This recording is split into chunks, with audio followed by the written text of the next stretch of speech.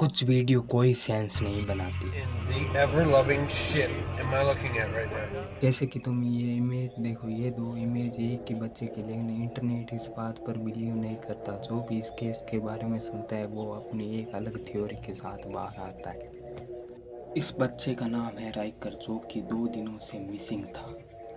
किसी को कोई आइडिया नहीं था वो कहाँ पर गया है। Is this a skinwalker on his roof? जब इस बच्चे की पूरी स्टोरी बाहर आती है तो कोई इस पर बिलीव ही नहीं करता। लोगों को तो कहना था ये हो ही नहीं सकता। और टिकटॉक पर इस बच्चे के अलग अलग प्रकार के वीडियोस बनते हैं, और कुछ का तो मानना ये है कि इस बच्चे को दूसरे बच्चे से रिप्लेस कर दिया गया है, या ये भी हो सकता है कोई स्किन वॉकर इस बच्चे का रूप लेकर घूम little रहा है। boy that was found wasn't even Rika, but a skinwalker mimicking the boy's parents. कुछ लोगों का मानना यह है कि इसे एलियन आकर उठा के ले गए, और इस सिंपल से वीडियो ने पूरे टिकटॉक को हिला दिया था। लोगों के 15-15, 10-10 मिलियन व्यूज आ रहे थे, क्योंकि लोग जानना चाहते थे कि इस बच्चे के साथ क्या हुआ था। ये केस बहुत ही सिंपल है, लेकिन कुछ वजह से ये बहुत ही भयानक हो चुका है।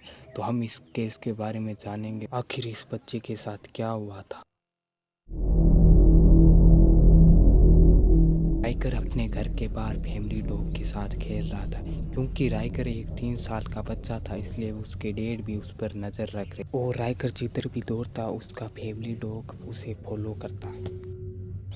इसके साथ राइकर को अलग अलग टाइप के बग ढूंढने का भी शौक था। इस कारण वह पेड़ों के पत्ते और पत्थरों के नीचे बग ढूंढता और उन्हें देखकर बहुत ही खुश होता। ऐसे ही एक दिन राइकर अपने डॉग के साथ खेल रहा था और उनके डैड दूर से नज़र रख रहे थे, लेकिन कुछ काम होने की वजह से वह घर के अंदर जाता है और वो उस टाइम अपने डॉग के साथ अकेला था।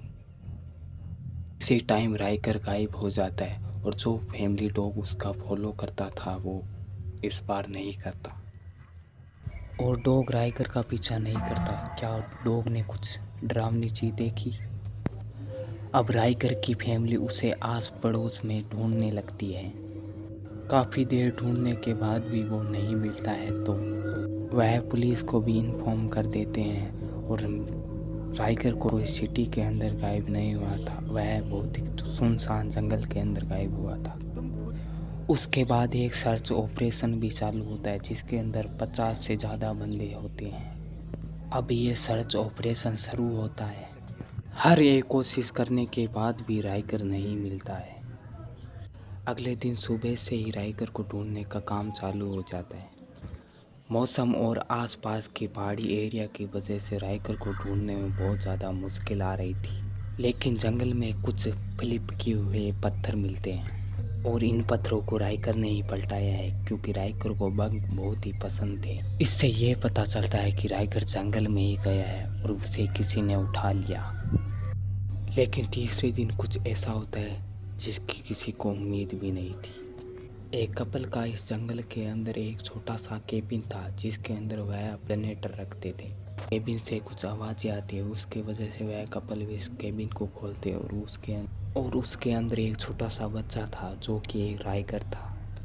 और फिर क्या, राइगर को अपनी फैमिली के पास वापस भेज दिया जाता है, और हमारी कहानी का हैप्पी एंड यहाँ पर हो जाता है। अगर हैप्पी एंड यहीं पर हो जाता तो मैं इस केस को कवर ही नहीं करता। Because I don't understand how he survived this whole time on his own. Rigor की न्यूज़ जैसे ही बाहर आती है तो न्यूज़ के साथ एक फ़ोटो को अटैच किया जाता है, जिसमें वह बिफोर वर्सेज आफ्टर की फ़ोटो होती है, और इस फ़ोटो के अंदर राइगर का चेहरा बहुत ही बदला हुआ दिखाई देता They है, claimed that his head shape was different, his eyes changed, and his nose was not the same. और काफ़ी लोगों को तो ये चेहरा बहुत ही डरावना लगता है। लेकिन कुछ लोगों का ये मानना था कि राइकर के अंदर कोई स्किन वॉकर घुस गया है और उससे कंट्रोल कर रहा है। आपका क्या मानना है?